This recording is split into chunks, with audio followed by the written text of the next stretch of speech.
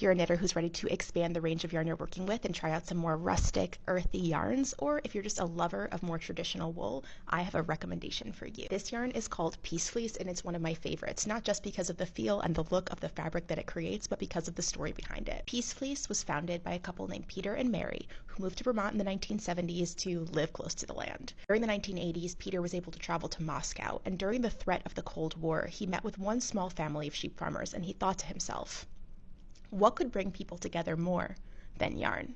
Peter and Mary began to combine wool from Moscow and wool from the United States in a 50-50 blend, creating Peace Fleece, wool that was meant to bring the nations together and to demonstrate that we don't have to be at war. We can be friends with each other. Just like this wool can commingle, we're not that different. The tagline of Peace Fleece was, warm wool from a cold war. Peter and Mary continued to make wool with Russian and American fleece for many, many years. And then their son Silas grew up, and in 2008, he came home and said to his parents, you know what? The United States and Russia, we're actually in a pretty good place. The year was 2008. The Cold War is, you know which nations we need to heal with?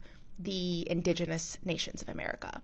And so Peace Fleece shifted their focus and began to work with indigenous tribes, purchasing Navajo fleece to incorporate into their yarn. Peace Fleece continues their mission to create healing and to provide a symbolic vision of what our nations working together can create. I think that the history, mission, and vision of Peace Fleece is so cool, and I absolutely love the wool that they create. And if you're looking for a really cool yarn brand to purchase from, I would highly recommend them.